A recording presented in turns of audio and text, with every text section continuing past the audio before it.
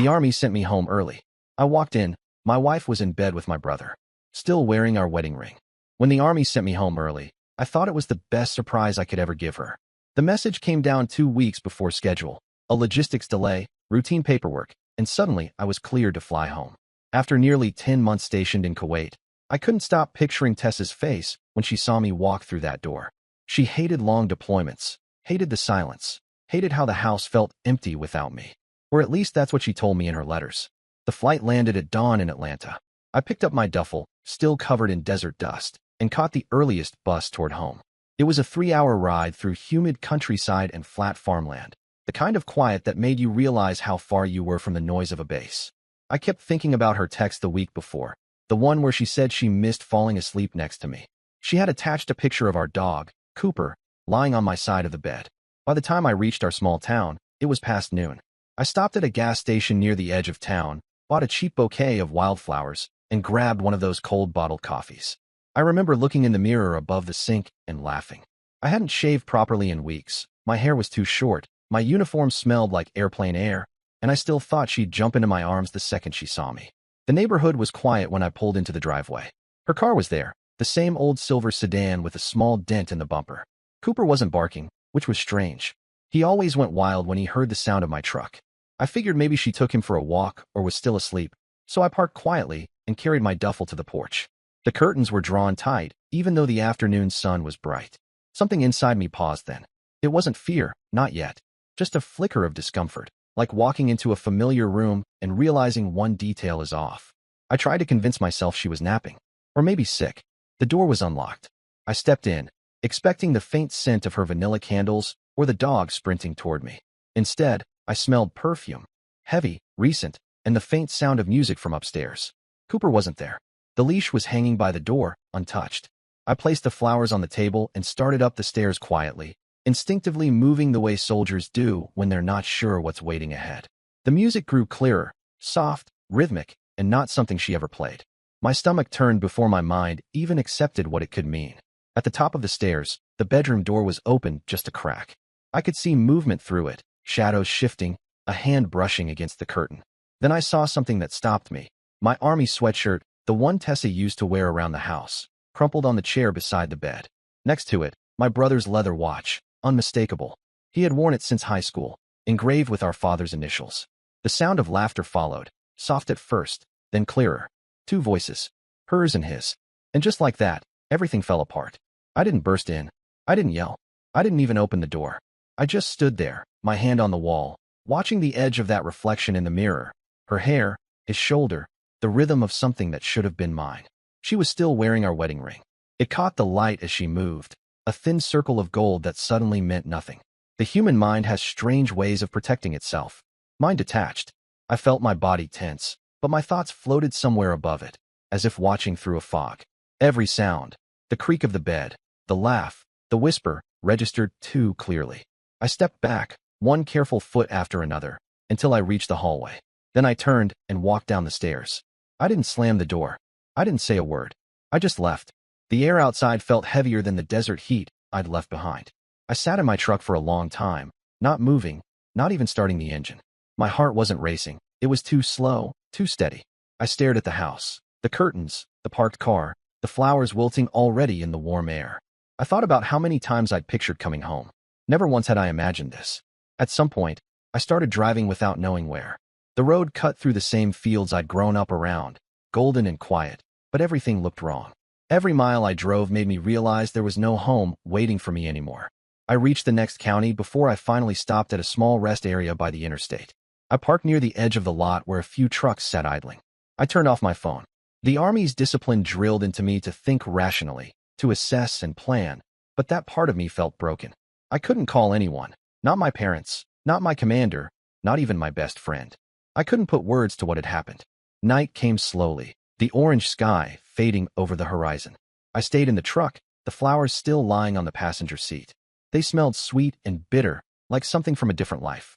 I kept replaying everything in my head, the way her hand moved, the familiar watch, the ring flashing in the mirror. I tried to remember the last real conversation we'd had before deployment. It was about bills, small things, groceries. She had said she'd be fine, that she'd keep busy with her art classes. My brother, Mason, had promised to check in on her sometimes. He lived just 20 minutes away.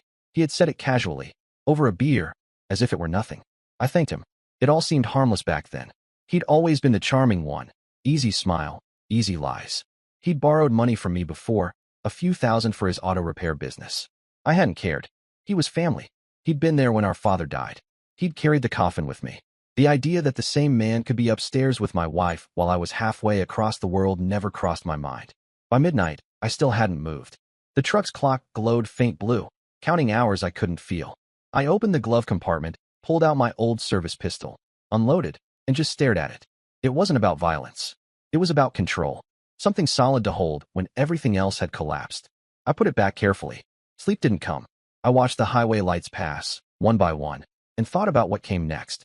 Part of me wanted to go back and confront them. Another part wanted to disappear entirely, file for transfer, take a post overseas, vanish into work where I didn't have to think. But even as I tried to plan, the image of them kept returning. That watch, that ring. When dawn broke again, I finally started the truck. I drove to a small diner outside town, ordered coffee I didn't drink, and used the restroom sink to wash my face. I looked like a stranger, pale, distant, older. The waitress asked if I was traveling through. I said yes. She smiled, not knowing that I hadn't been home for years, not really. Before leaving, I called a friend from base, Daryl, and told him I'd be taking personal leave. I didn't explain why. He asked if everything was fine. I said yes, lying so smoothly it scared me. On the way back toward town, I stopped at the animal shelter. Cooper wasn't home last night, and something told me she might have brought him here temporarily. I was right. They said a woman had dropped him off earlier that week, claiming she was moving. I signed the papers, and he came running out of the back room, tail wagging like nothing had changed. I envied that simplicity. I drove him to an old cabin my friend let me use for hunting trips. It sat near a small lake, quiet and far from neighbors. I unpacked the bare essentials, clothes, a few rations, my service gear, and sat on the porch with Cooper beside me. It wasn't peace I felt. It was something colder, steadier. The kind of silence that follows a storm but doesn't promise sunshine. I told myself I'd stay a few days, clear my head, figure out what to do. But I already knew I couldn't go back to that house. I couldn't look at her or him without seeing the mirror reflection burned into my memory. That night, I opened my laptop for the first time since returning. The home Wi-Fi automatically connected. I hadn't thought to change the password. Out of habit, I checked our joint bank account to see if the mortgage payment had gone through. The number on the screen froze me again. It wasn't what I expected. It was less. Much less. Half the balance was gone. The date of withdrawal matched exactly 1 week before my flight home, the one she didn't know about. I stared at it for a long time, feeling that same slow, steady heartbeat again. I didn't rage, didn't panic. I just understood, finally, that what happened upstairs wasn't a mistake. It was part of something bigger. I shut the laptop, sat back, and let the lake wind cool the sweat from my neck. The silence wasn't empty anymore. It was waiting. Whatever they had done, whatever they thought they could get away with, I would find out. Not tomorrow, not next week, but soon. And when I did, I wasn't going to yell or break things. I was going to make sure they lost everything, the way they had stripped everything from me. I stayed at the cabin for days without counting them. The rhythm of morning light and evening dark was enough. Cooper and I fell into silence. He hunted frogs by the lake while I sat on the porch, trying to understand how a life could collapse so neatly. I told myself I was thinking clearly, but it was more like standing in smoke and convincing myself I could still breathe. At first, I thought the missing money was an accident, maybe a wrong transfer, maybe Tessa had paid off a debt. But that illusion cracked fast. I called the bank, pretending calm. The woman on the phone read the authorization log. A joint withdrawal, approved by both account holders. Then she said a name I hadn't expected. Mason. She said it so casually, I almost didn't react. Mason had been added as a secondary signatory 2 months ago. The authorization had been notarized by Tessa. That single sentence changed the air around me. It meant everything. The money, the timing, the silence. It meant they'd been working together long before I came home. I thanked the woman, hung up, and stared at the lake. The reflection of the sky looked like a wound opening over water. When I left the Army, I'd planned to start a small business, maybe a repair garage, maybe equipment maintenance. That money was my seed. It was the one stable thing after years of rotating bases and desert heat. Now it was gone, transferred under my own name, but controlled by the two people I trusted most. I drove back into town 2 days later. I didn't go home. I parked near Main Street and sat outside Mason's shop, a modest auto garage he'd opened last year. The sign above the door still had my handwriting on it. I'd helped him paint it one summer weekend. I noticed the new set of tools by the window, high-end imports, far beyond what he could afford when he started. Inside, I saw him laughing with a customer, moving like a man who didn't know he'd burned his last bridge. For a second, I almost wanted to storm in, to make it physical, to put my hands on him. But that would have been too easy for him. People like Mason never learned from confrontation, only from consequence. Instead, I waited until the shop closed. When the lights went out, I followed him from a distance, just to see. He drove not home, but to my house. Her house now, maybe. His car idled in the driveway before he went inside. No hesitation. I sat there for half an hour, headlights off, until I saw the upstairs light flicker on. The same window where I'd seen that reflection days before. The sight didn't sting anymore. It burned clean, a new kind of focus I hadn't felt in years. When I returned to the cabin, I opened my laptop again. This time, I searched every joint account, every shared document, every tax form. It didn't take long to find what I needed. She'd refinanced the house 3 months ago. The signature line was mine, but I'd been in the Middle East. They hadn't just betrayed me. They'd used my absence to build something for themselves. The garage, the money, the loan, all of it under the same quiet cooperation. I printed everything and spread it across the table. Each paper felt heavier than it should have. A map of how they'd used me while pretending to miss me. I drove to my friend Daryl's that night. He lived an hour north and worked in logistics now, civilian side. When he opened the door, he looked surprised, then careful, the way soldiers do when they see something off. He didn't ask many questions, just poured coffee and waited. I told him pieces, not everything. Enough for him to understand. He knew a guy in finance who'd done contract work for military cases, fraud, embezzlement, identity theft. Within a day, they traced the chain of transactions. Mason's business license listed my name as guarantor. My deployment bonus was used as collateral. All signed, notarized, processed clean. The fraud expert told me something that stuck. You don't fight this with emotion. You let it hang itself with paperwork. That's what I decided to do. I filed a report for suspected identity misuse and fraud through my military benefits liaison, then sent a private claim to the state attorney's office. Everything moved quietly. Paper trails don't make noise until they close around a throat. Meanwhile, I returned to the cabin, living and waiting. Every day, I ran scenarios in my head. What they might say, how they'd react when the truth surfaced. I rehearsed conversations I knew I'd never actually have. Then one evening, I got a message from Tessa. Short, cautious. She asked if I was okay, said she'd heard I came home early, that she wanted to talk. That word looked hollow on the screen. Still, I answered. I told her I needed to see her. She suggested the house. When I walked in again, everything looked staged. The candles, the new curtains, the faint smell of air freshener trying to cover something sour. She looked startled, nervous, but not remorseful. She talked too much, the way people do when they're afraid of silence. I let her speak, nodding at the right moments. Mason wasn't there. She said he was at the shop late, catching up on work. I told her I forgave her. I didn't mean it, but I said it like I did. She looked relieved, even touched. She asked if I'd move back in. I said maybe. That word was enough. I stayed that night, not sleeping much. The next morning, I drove into town before sunrise. The streets were empty, the air cold enough to bite. I parked across from the garage again. Mason's truck was already there. I watched him through the frosted windshield, pacing, checking his phone, restless. Around 7, 2 unmarked cars pulled up beside him. 3 men got out, suits instead of uniforms. They talked briefly, then one of them gestured toward the shop. I couldn't hear what was said, but I saw Mason's body stiffen.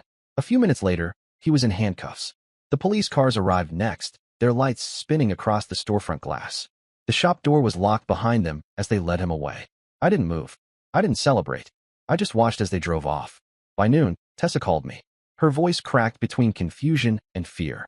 She said men came asking questions, that they'd taken Mason, that they mentioned my name. I told her I didn't know anything, that I'd just come back to rebuild things, same as her. She didn't believe me entirely, but she wanted to. People like her always want an easier lie. That night, I sat on the cabin porch again, Cooper at my feet, the lake still and dark. I thought about how fast everything had shifted. Less than 2 weeks ago, I'd been dreaming about surprising her with flowers. Now her lover, my brother, was behind bars, and she was next in line for interrogation. I expected relief, maybe satisfaction. What I felt instead was emptiness edged with curiosity. What else had they hidden? How deep did it go? Because even after the arrest, one thing didn't make sense. The forged documents had multiple notarizations, meaning she'd been there for every one of them. Yet when questioned later, she claimed ignorance, saying Mason handled all finances. But her signature was on every form. That's when I realized the story wasn't over. Not for them. and not for me. I had set the trap, but now I wanted to know just how willingly she'd walked into it. And I wasn't planning to stop until I knew. When Mason was arrested, I thought it would end there. A single clean break, justice served, and silence following after. But life never closes that neatly. By the third day, the story spread through town like gasoline catching fire. People talked in grocery aisles, whispered outside the mechanic's shop. Some said Mason had been caught laundering Army funds. Others said I'd framed him. Tessa stopped answering calls.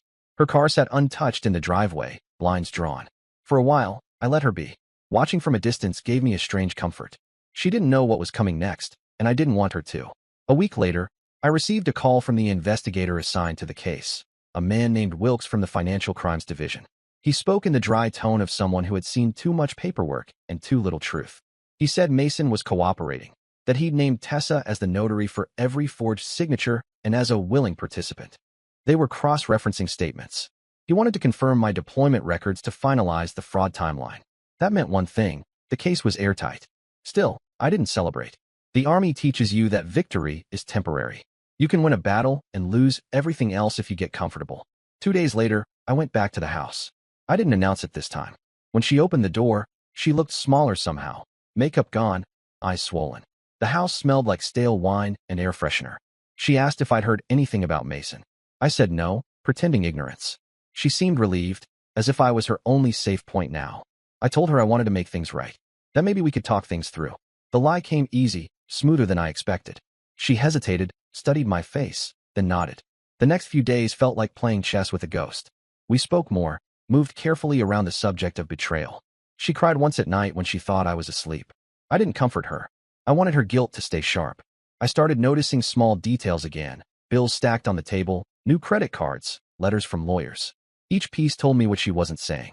The house was already half under investigation, though she didn't know it yet. The financial division had frozen the joint account and placed a temporary hold on assets connected to Mason's business. Her comfortable world was collapsing in slow motion. I helped her cook one evening. She talked about selling the house, said she couldn't handle the attention, couldn't stand being the woman who ruined 2 brothers. I said nothing, but I was listening. Selling meant panic. She was scared, and fear made people careless. Later that night, she took a call outside. She thought I was upstairs, but I heard everything from the hallway. Her voice was low but frantic. She said something about needing to move money before it's locked up. Whoever was on the other end gave her instructions. She agreed to meet at the bank first thing Monday. I didn't intervene.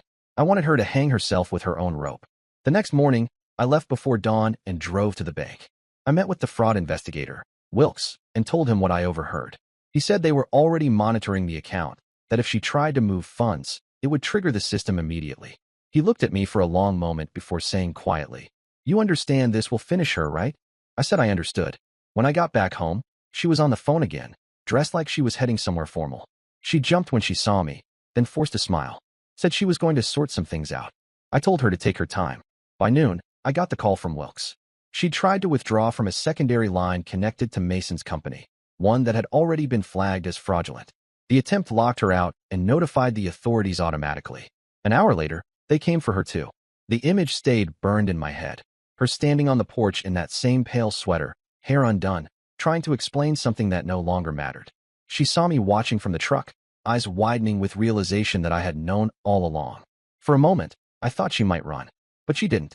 She just froze, the way people do when they've lost every option. When they drove off, I sat there until the sun went down. The house stood quiet, stripped of warmth. Cooper whined in the back seat, restless. I reached into my pocket and pulled out the spare key, the one I'd kept since before deployment, and placed it on the porch rail. I wasn't coming back again. That night at the cabin, I went through everything one last time. The documents, the case files, the bank records. I didn't keep them as trophies. I kept them as proof that I hadn't imagined it. That the people who said they loved me had actually built an entire scheme while pretending to miss me. I thought that would give me peace. It didn't. The silence after revenge is heavier than the noise before it. There's no satisfaction in it. Only the hollow realization that nothing can undo what was already taken. Weeks passed before the hearing. Mason's lawyer argued for leniency, claiming financial stress and poor judgment. Tessa's defense was that she'd been manipulated. She cried in court, spoke about loneliness, about not understanding the documents she'd signed. But Wilkes presented time-stamped records, emails, and deposit slips all in her handwriting. The evidence crushed her story completely. Mason was sentenced first, 18 months in prison for fraud, forgery, and misuse of federal benefits. Tessa's sentence came 2 weeks later, 12 months of probation, financial restitution, and permanent ineligibility for joint accounts involving federal funds. They called it justice. To me, it just felt like paperwork with a pulse. After the sentencing, I visited Mason once. Not for closure, but because I wanted to see what kind of man could do this to his own blood. The prison visitation room was cold, metallic, full of fluorescent hums. He looked older, unshaven, and yet his eyes still carried that same flicker of arrogance. He started talking the second he saw me. Said Tessa had turned on him, that she'd made deals to reduce her sentence, that she was pretending to be the victim now. He said I'd destroyed the family, that I'd made him look like a criminal when it was just bad luck. I let him talk. When he stopped, I asked one question, when it started. He didn't answer. He looked away, shoulders tight, jaw clenching. That silence was worth more than any confession. It told me everything. It had started long before I left for Kuwait. Before I stood, he said something that stuck with me. He said she'd visited him last week, crying, saying she was pregnant, that it might be mine. It was the only time I felt something pierce through the calm I'd built. I walked out without responding, the sound of his laughter following me to the door. Back at the cabin, I couldn't shake it. The timeline made no sense. I'd only been home a month, and she'd already been with him before. Still, the thought crawled through me, cold and steady. When the official notice came from the courthouse about asset recovery, there was also a sealed envelope from Tessa. Inside was a short letter written in her shaky handwriting. She said she was sorry, said she'd lost everything, that she didn't expect forgiveness but hoped I'd believe she never meant for things to go so far. At the bottom, she mentioned the baby again, said she would keep it, no matter what. For a few hours, I believed her. Then I requested a DNA test through a mutual contact. 3 weeks later, the results arrived. It was Mason's. I remember setting the envelope down on the table, staring at the lake outside, and feeling nothing.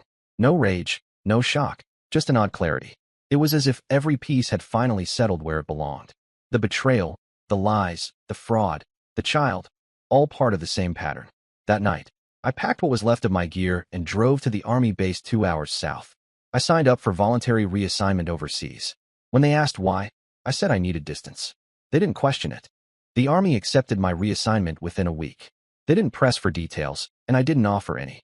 My record was clean, my service still valued, and they were short-staffed overseas. I was sent to a logistics post in northern Italy, quiet, efficient, far from everything that used to matter. I didn't leave a forwarding address. The first few months were mechanical. Wake before dawn, run drills, manage supplies, oversee equipment inventories. There was comfort in the repetition, in the certainty of routine. No one asked about Tessa or Mason, and I didn't mention them. I let the past fade, piece by piece, until it existed only in fragments. The flash of her wedding ring, the watch on his wrist, the silence of that house when I walked away. But life doesn't let go just because you stop looking back. It has a way of sending echoes long after you've left the room. The first echo came as a letter. Official envelope, U.S. return address, forwarded through military channels. Inside was a notice from the court. Mason had filed an appeal. He claimed new evidence. He said the loans were approved by verbal agreement, that I'd implicitly consented, while deployed, that there was no intent to defraud. It was nonsense, but legally he had the right to try. I should have ignored it, but curiosity pulled me under. I contacted Wilkes, the investigator back in Georgia. He was blunt as ever. The appeal wouldn't go anywhere, he said. The documents were too clear, the timeline too precise. Mason's lawyer was using it as leverage to negotiate early release or work detail privileges. But then Wilkes paused, his tone shifting. He said Tessa had visited Mason again, this time bringing the baby. She'd named the child Evan, after our late father. I didn't react at first. The name hung between us like static. Wilkes said she was living in a rented apartment near the edge of town, barely getting by, working as a receptionist at a dentist's office. Mason was due for parole review in 6 months. I ended the call before Wilkes could say more. That night, I sat outside the barracks smoking a cigarette, watching fog roll through the mountains. The irony hit slowly. She'd taken everything from me, and still, she'd tried to tie the child to my bloodline through a name. Whether it was guilt or arrogance, I couldn't tell. A week later, I got another letter. This time, handwritten. It was from her. The words were uneven, desperate. She said she knew I hated her, but she wanted me to know Mason was out soon. She said he blamed me for ruining his life, and that he'd been talking about making things right. She begged me not to come back, not to get involved. She said she was scared of him now. I folded the letter once and put it in my duffel. For a few days, I convinced myself it wasn't my problem. But some things don't rest, especially when blood is involved. 2 months later, Mason was released early on good behavior. I didn't find out from Wilkes this time. I found out when a photo landed in my inbox from an old friend back home. A picture of Mason standing outside his shop, the one he no longer owned, the building boarded up, spray-painted with thief. The caption read, "He's back. Looks rough." I stared at it for a long time. He looked thinner, angrier, but alive, the kind of man who believed the world owed him something. I knew then it wasn't over. By the time spring came, I requested short leave and booked a flight back to the States. It wasn't revenge pulling me anymore. It was instinct, the same one that kept me alive during combat. You don't turn your back on unfinished threats. Georgia hadn't changed. The streets looked smaller, the people slower, but the tension in the air felt the same. I rented a car and drove past the old neighborhood. The house had a new family in it. The porch was painted blue. Cooper's old leash still hung on the fence post like an artifact. Tessa's apartment was on the outskirts, low brick building, dull parking lot, the kind of place where every door looked the same. I parked and waited, not sure if I wanted to see her or just confirm she still existed. She came out carrying groceries, the baby in a carrier on her chest. She looked tired, pale skin, hollow eyes, moving like someone whose days had become survival. I stayed in the car. Watching was enough. But then I saw Mason's truck. Same one as before, dented fender, mismatched door. He pulled up fast, blocking her car in. She froze when she saw him. They argued, not loud enough to hear, but I could see her hands shaking. He gestured toward the baby, shouting something that made her flinch. Without thinking, I stepped out. Old habits die hard. When danger starts, you move. I approached just as Mason turned and noticed me. For a second, everything stilled. His face changed, surprise first, then rage. He called out my name, walking toward me with that same swagger he'd always used to hide weakness. He asked what I was doing there, why I couldn't let the past die. His words blurred together, spilling anger and self-pity. I didn't raise my voice. I told him to leave her alone. He laughed, a sound too sharp, too bitter. He said she'd ruined both of us, that she didn't deserve anything. Then he said something colder, that maybe the baby didn't either. That's when I hit him. Not hard, not like a soldier, just enough to shut him up. He stumbled, grabbed my jacket, tried to swing back. The fight lasted seconds. He ended up on the ground, breathless, cursing. Tessa screamed for him to stop, but he was already done. He got up, spat at the ground near my feet, and walked away, muttering that this wasn't finished. I didn't follow. I helped her pick up the spilled groceries. She didn't thank me, didn't speak. She just looked at me like I was a ghost. I told her I wasn't staying, that I only came to make sure she and the child were safe. She nodded, too drained to argue. That night, I stayed at a motel outside town. The next morning, I got a call from Wilkes again. He said Mason had been picked up near the old shop, drunk, carrying a stolen tool set from another garage. Back in custody. Probation violated. It was over this time, truly over. I left town that same day. Before driving to the airport, I stopped by the lake near the cabin. The trees were bare, the water still. I stood there for a long while, trying to remember the man I'd been before all of this. The version who believed home was something permanent. You can lose your house, your money, even your name for a while. But the worst thing you can lose is the sense that your life belongs to you. For months, it hadn't.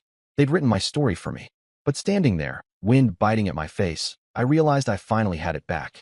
When I returned to Italy, the air felt different. The barracks didn't seem so sterile anymore.